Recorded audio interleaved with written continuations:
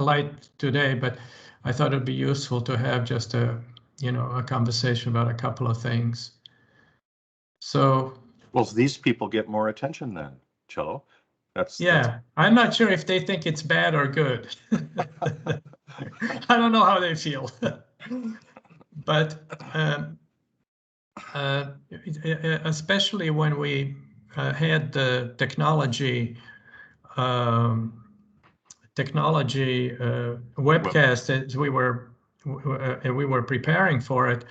It got some things in focus for me, because I think we really should try to, and thank you very much for your comments, Jenny, on the survey. They were also helpful. I only have 4 slides to talk about today, just because it may help me a little bit. But when I looked at that webinar, and I consider where we're at, I wanted to have a discussion about how do we make it applicable and practical as quickly, as soon as possible. So working with 6 initiative and the change, I'm starting to having trouble remember what I showed to which team and what we discussed. So if this is horribly, if you're totally familiar with all this and you want me to speed up, just imagine that there's a fast forward button and just let me know, Cello, speed up, So this is sort of like a higher level view that we have of this first step, which is to assess maturity assessment. So if the scope is, so if we want to go about some kind of improvement, we would consider, what is the scope? Do we want to just look at the people side, in which case we would just select maybe business units or business processes and plan and then conduct this assessment. But what we were talking about at the webinar is, if our scope is the process and technology, then there are a few things that come before we get to technology, which is that we would select the business process so that is supposed to support, the technology is supposed to support. Look at the characteristics of that business process, and then see if we have proper documentation and stuff like that before we can start looking at technology. So this thing, selecting a business process, but then after we select it, we would go through an assessment that looks at these types of maturity. How complicated is the characteristics, how complicated it is, what's the impact, how critical, and how much do we know about it? And then when it comes to needs and goals, are our goals, requirements, and metrics, have they been defined? And are we using that for performance measurement? So when we look at sort of this cycle, when it comes to technology, we would look at, we would start with the business process performance and the need, and then business needs, and then look, are we collecting the right data? Are we managing it properly? Do we have analytics in place? And then what kind of decision support we're providing?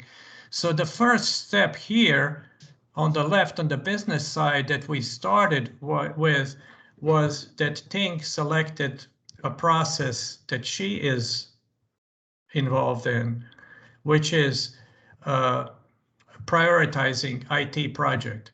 But Ting is in IT, so she is focused on which technology projects we're going to push forward.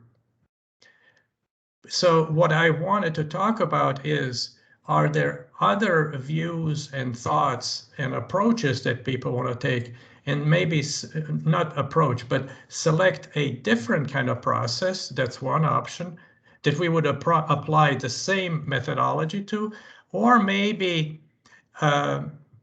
look, if you, another option would be to look at some of the sub processes here. Like, she has a box called Manage Project Implementation. That can be broken down into much more detail.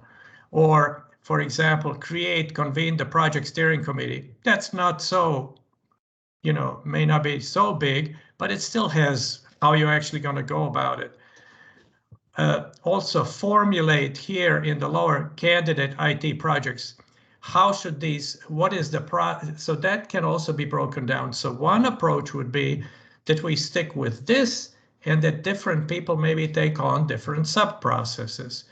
If this is not a high priority for your specific utility, you could also select a different process to go with. So I just wanted to stop now, and I thought it would be useful if we could have a conversation about that.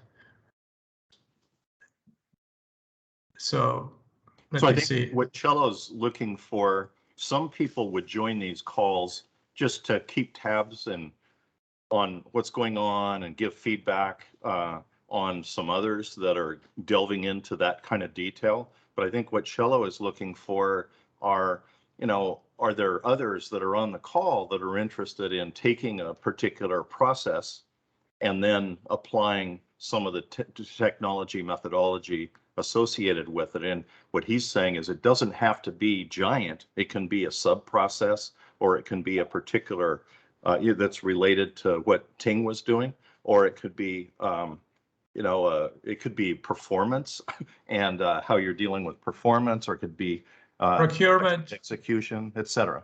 It could be procurement, or it could be something, entirely different. Or you could even look at some of the processes like business case evaluation that DC Water is doing. So we don't have to be limited to this one. And if this one is not a high priority for you, it doesn't make sense, for you to focus on something that's not a priority for you. So I just wanted to see if there are, but the reason that we would need to build a business process model is because what we're actually doing is we're defining the stakeholders, identifying the stakeholders, we're identifying the systems we currently use, the data that we currently know. So we're doing, so that step is the same regardless of what we do. But anyway, so that's what I wanted to start the conversation about that. Yeah, I can jump in there, Cello. Sure, thank you. So over at Metrovan, I mean, when I look at what you've got here as your swim lanes and what you've outlined as your process, so we're going through an exercise right now where we're defining, I'll say, a similar concept, meaning just how do we do our work intake, how does it get approved, and then ultimately, how does it work its way through the various different layers and who's approving what, all the way through to execution. Yeah. And so for us, I mean, this is useful for us, just to take a look and see what you guys have. I mean, we just had I managed the PMO there, and we've been given the responsibility of setting something like this up. So we're actually currently working through a project where we're identifying and identifying all our stakeholders, throughout the organization and even within IT, and then how we kind of tie it all together and then where that all occurs. So this is useful for us. We're I'll say probably a little bit more immature in our process right now. So looking at this is something that we're probably moving towards. So it's definitely helpful for us to see this. If you were taking a big project, you could actually take that particular project team and what are the processes involved in planning and execution of a large project or program, or you could even take the project management office and say what processes are involved, and then we're trying to get to what technology can support those processes where ultimately this would want to go to. But certainly the work you're doing could apply for sure. Mhm. And I want to say that you would not have to do this alone on your own. Mike Barnett and I are here. We've been working with a number of other utilities to help them adopt this notation, which is ISO standard notation, and we have guidelines of how to do the business process modeling, and we're happy to work one-on-one with utilities, what Mike Barnett's been doing. The other thing that Mike Barnett has, which is outside of this project, is he actually has a WEF has a class in like 3-day class in how to do business process modeling. And he's done this for, I think, Kansas City, MCES. MCES, I think maybe DC Water, or I don't know, I don't keep track of that. But that is like a 3 or 4 day class where people, where people with different backgrounds can sit and say, okay, because let's all speak the same language. So this was useful to start with to identify one process. But as I thought more about it, and Scott and I talked, it seems like we shouldn't really be pushing this to all of you, because this, Udam, for example, there's one box here that says manage project implementation. This is not trivial. So you could say, you know what, I'm going to focus on this, on this box, and then somebody could say, consider criteria and sequence the candidate projects. That's basically putting together almost an equivalent to a CIP plan. It's just that it's for IT. So maybe we can look at what they're doing there. Yes, Jenny. So I'm not sure if this is the feedback or kind of what you're thinking, but I've been just kind of listening in on these calls because I'm not in IT. I have nothing to do with how we acquire these different systems and how we prioritize the purchasing of whatever software system it's going to be. And so I've been thinking, as you've been talking about, how we want to digitize our asset management plans. And so the technology that would then be needed to support that. And thinking of that's very different than this swim lane, but that's kind of a discrete process that it may not be GIS that we saw from Team 2100. And so there's the questions of, well, what is the existing technology that we have at our utility? What are other technologies out there that might do certain things? Like, for example, we are an SAP as our CMMS. It's limited. So are there other applications that can help us clean up our data? And we use FME, and we're a Tableau city, and that's not going to be something that changes, but Power BI can do the same things that Tableau can do. So kind of see what types of technology help you do what. So FME will help you clean your data, maybe add information. We use Snowflake, and I remember the first time I heard it, I was like, I don't know what this is for. And there's the data lake, and the people refer to it as the data swamp because of the people process technology. How do you get the data from SAP to your data lake, to your visualization software? And so that could be a very discrete project of, we'd like to get our asset class registry to be something more dynamic that we could post on SharePoint, that people could see, here's your assets. But it's not simple. Getting that would be fantastic. That would be fantastic. And one of I love this idea because it would connect these different initiatives that we have also. And I want to, because people may have forgotten, but what we have on the last year of UAIM, our focus was on developing asset management plans. So we already have all these you remember all the artifacts. So if we actually we could also leverage all these artifacts. So we have guidelines for business process modeling. Well, we could also start with this just an example that came to my mind is where the guidelines that Portland Water which was guidelines for developing an asset management plan. See what's there, and you can see that. Let me just see. Sorry. You can see this is a 53-page fill in the blanks, document. I'm not saying that, so for example, it provides a definition. It says like purpose, and then it gives you an example. So for example, for distribution mains or for valves and gates. So it's close to the core business, So that's a fantastic idea. My only concern is that we don't try to bite off too much, and maybe, do it something that's scalable, that we, don't get, you know what I'm trying to say, right? Now, Jenny, you identified a fairly narrow kind of need that in what you were describing. It turns out also that we're in the process of re-engaging Team 2100. And so, there was a maternity leave and some other things going on. And actually, I think that pairing up with them a little bit in terms of developing those virtual and dynamic asset management plans like you're talking about, and then what technology can support it, and getting some exchange around that, and then going over that with this larger group, that would be real helpful.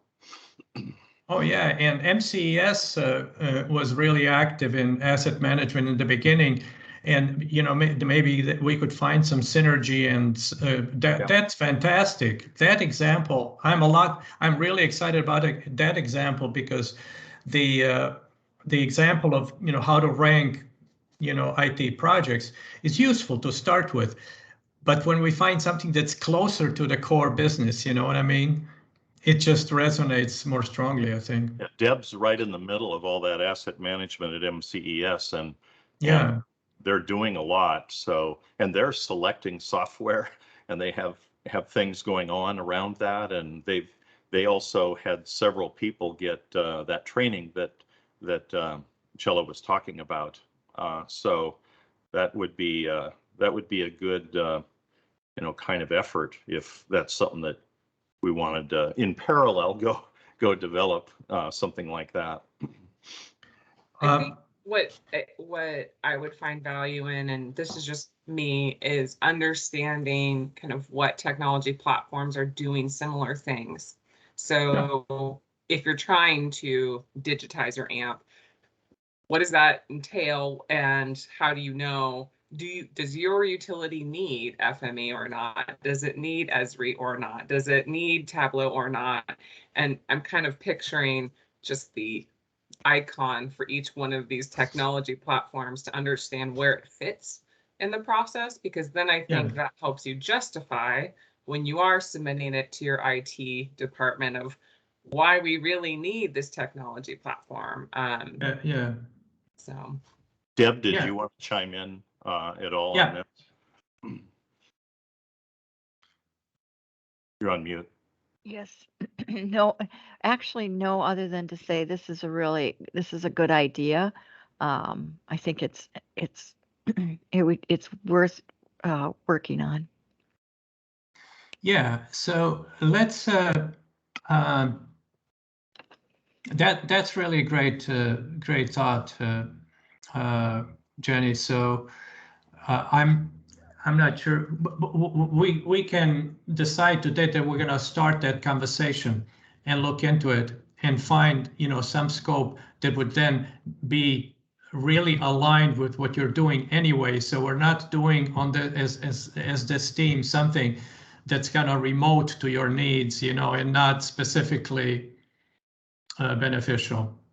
If you just even prepared one paragraph kind of problem statement that you're trying to deal with, and then we could float that by others and see if they'd be interested in working on that together.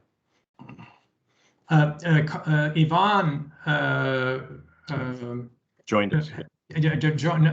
Has contributed a comment in the chat line, and she asked about Casey Waters' technology business case evaluation template.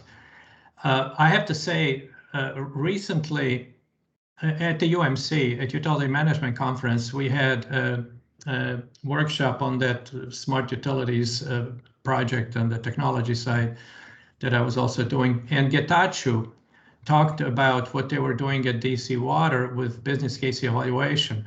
And it's fantastic. It's fantastic. So between MCS and DC Water, I mean, they're training 100 people on this process that they've defined. I mean, it's really inspirational. So that's a fantastic idea, Jenny. And they were adopting, some of what Jenny and Tacoma Water did, in terms of, let's call it the light version of the BCE, the short form, if you will. Yeah, a lot of possibilities there.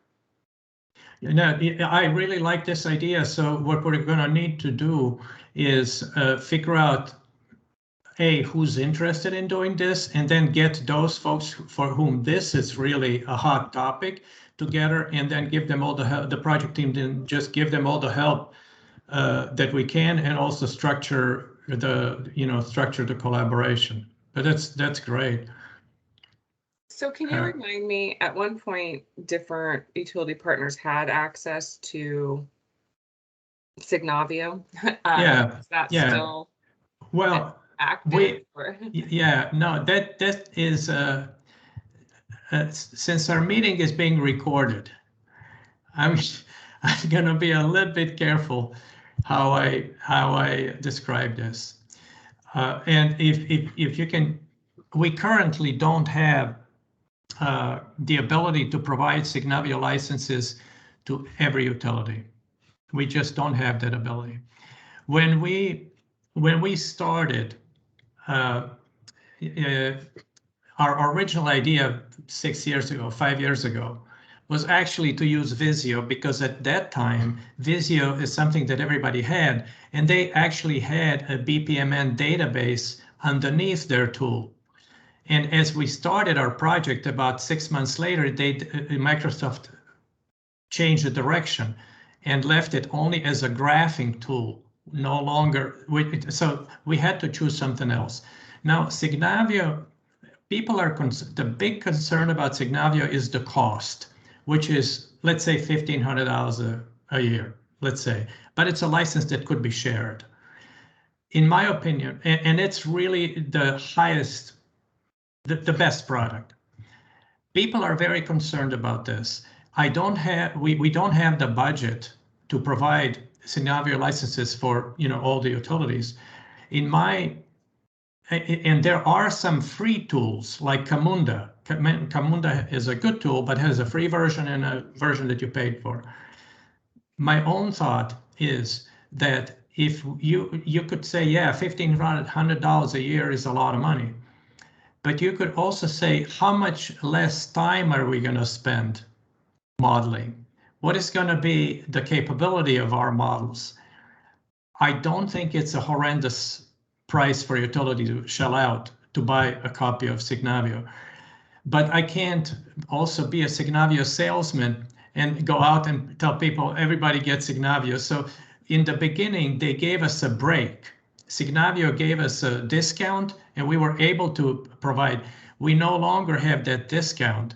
And so that's, you kind of touched the nerve, and I wish that I could just provide Signavio licenses with everybody, but the way we are right now, we can't do it. So I don't know what to say. And on top of everything, Signavio has recently been acquired. So it is. We're trying to figure out how to proceed with this. Sorry that I had such a long-winded answer. Well, the long and short of it, I guess, is that our utility has chosen to go a different route. We have our own process mapping software. It's not Visio. I could put something together that's a mock-up of, so you want to digitize your AMP, but it won't be Signavio. So If Oh, that's that. If it's any product that actually uses the underlying BPMN standard for the database, that's not a problem at all. The problem, because then you could move it to any of the other tools.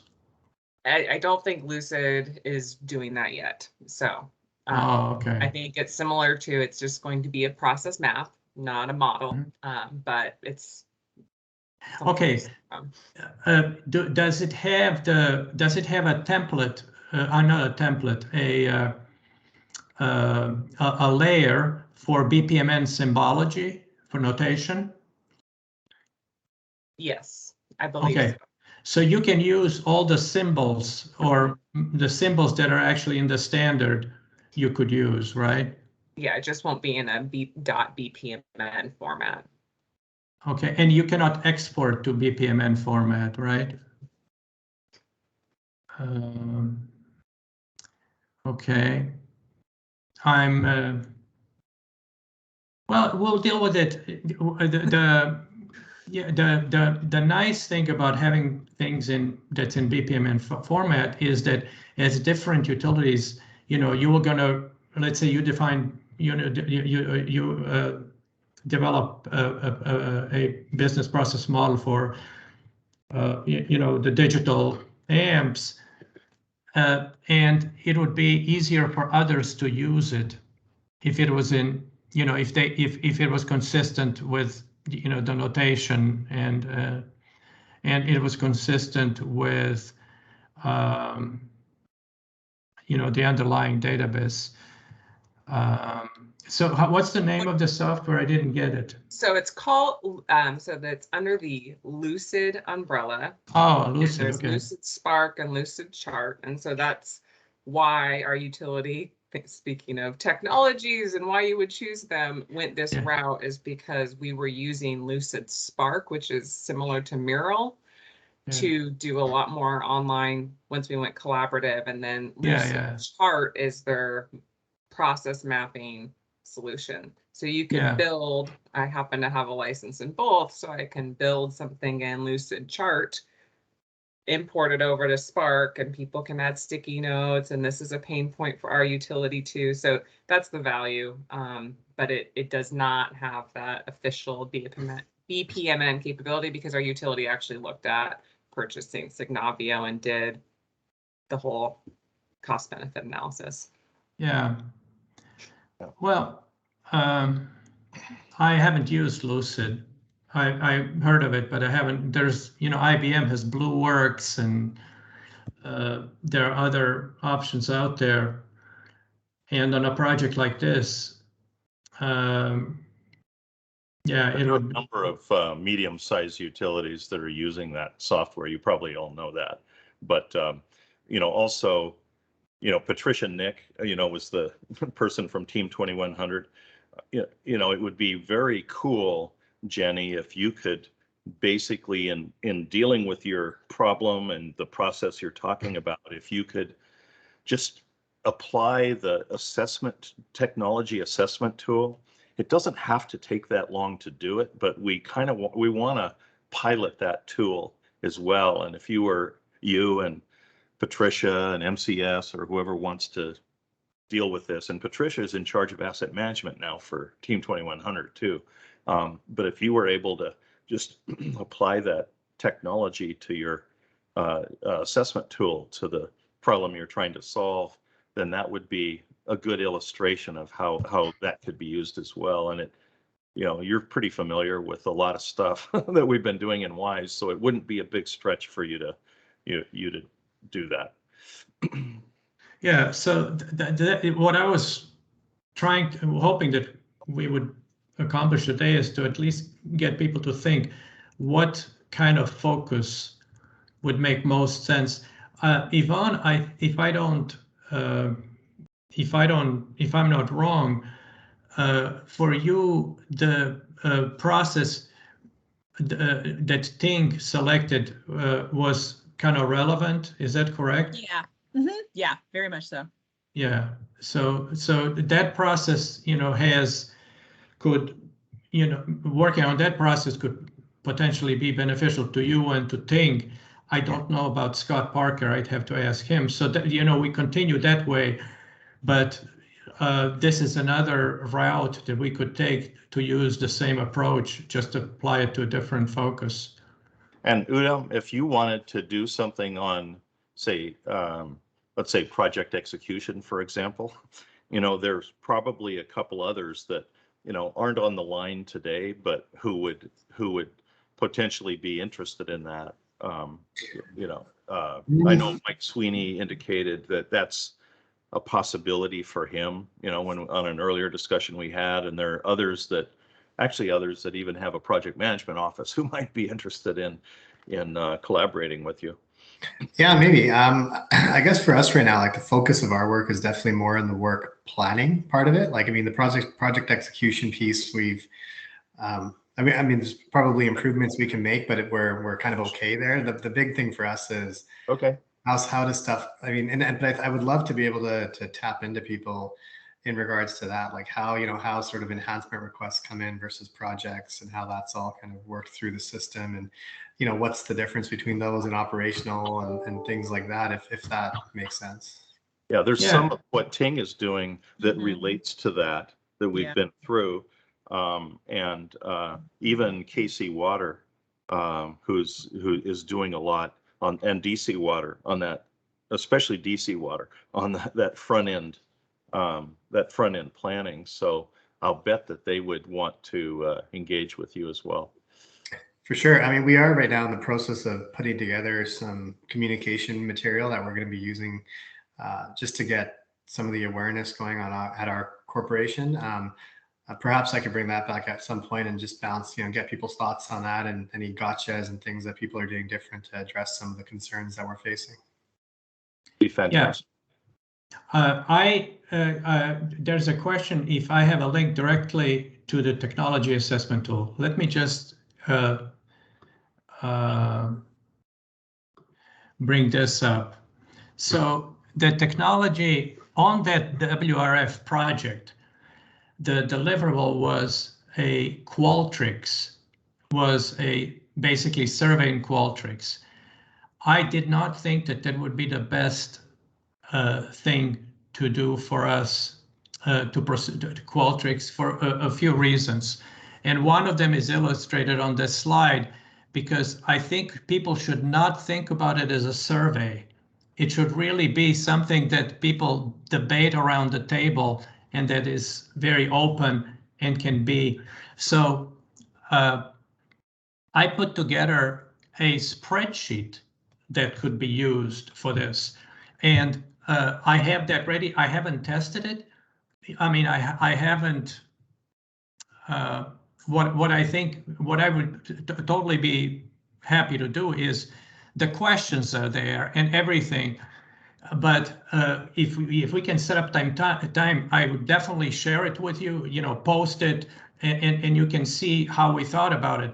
But it's not a finished product off the shelf. It's something that I cooked up, and the idea was that spreadsheet would also, the way it's kind of laid out, it would probably be not too complicated to connect Power BI to the results of that. So you would not have to go through that, through the different steps. Am I making any sense to you, Jenny?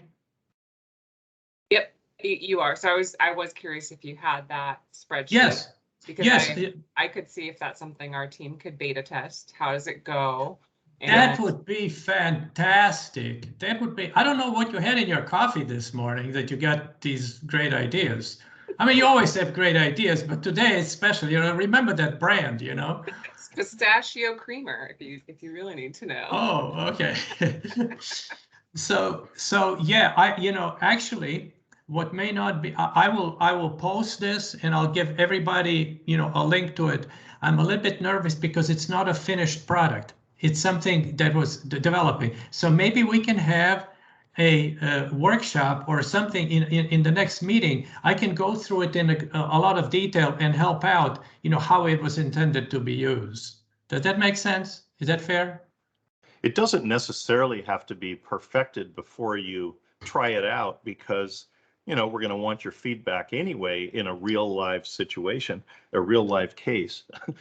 Yes. And so that yeah. it could be updated as needed. But it's, in my uneducated opinion, you know, Cello did a great job in putting it together. And what Yvonne can attest to is if we would have just started to dive into that, you know, we would have lost the perspective. So we've had a lot of different, you know, other meetings that have kind of built up to that rather than to start with that.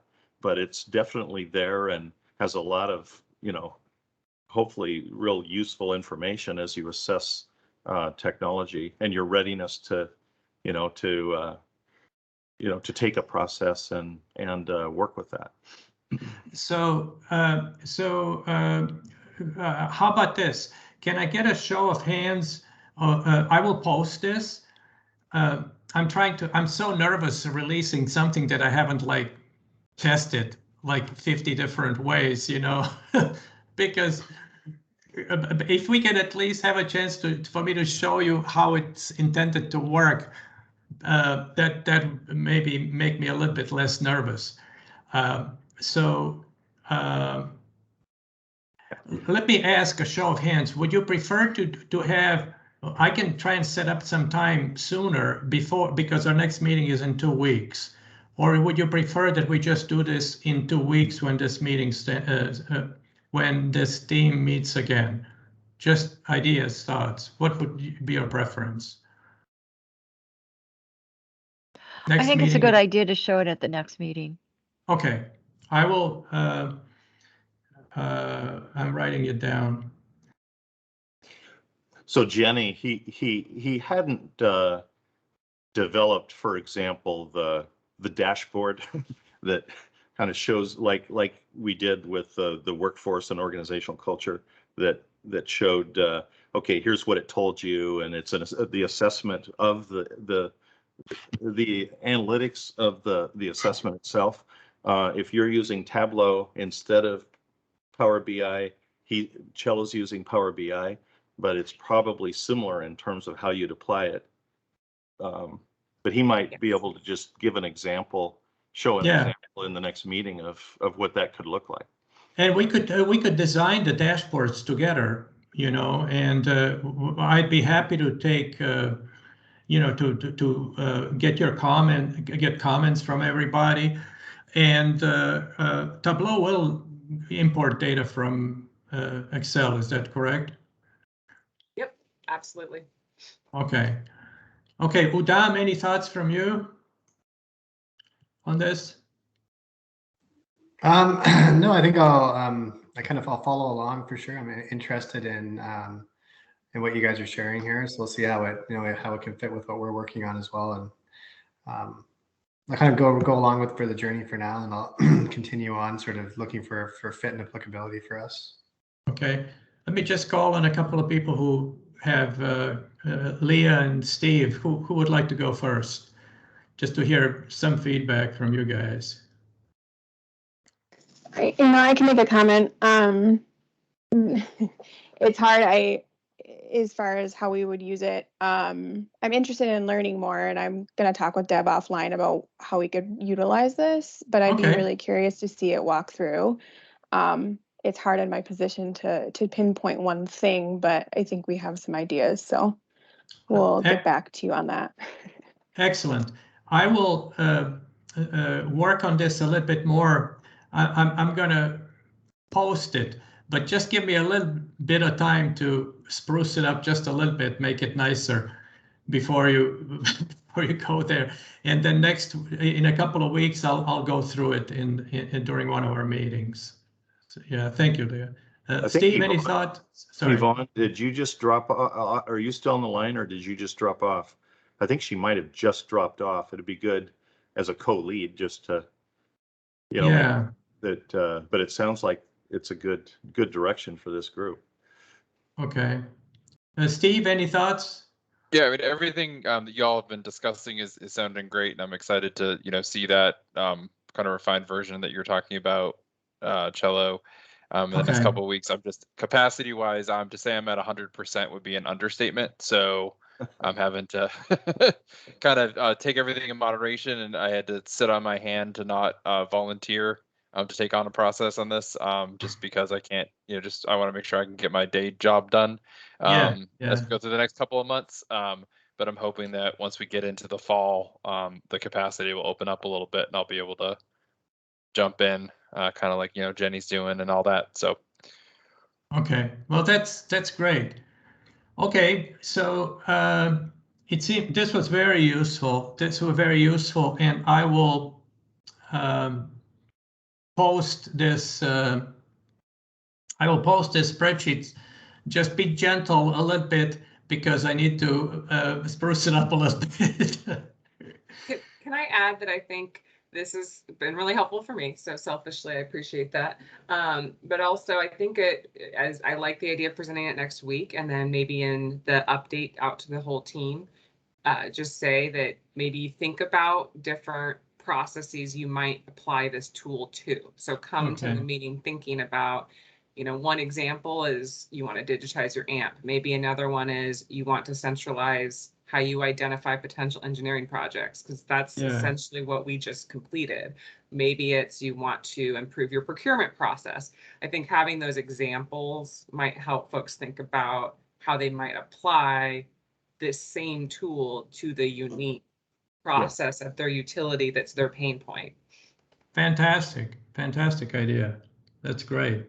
Yeah, I'll definitely do that. And we had a bit of a lull around Christmas and New Year's, but then since then it seems like there's been like an avalanche of work dropping on people. So any other thoughts? Because I think at least I have some homework, and these are really wonderful ideas. Any other thoughts before we break off? Okay. Well, let me just stop the recording first. Give me just a second. And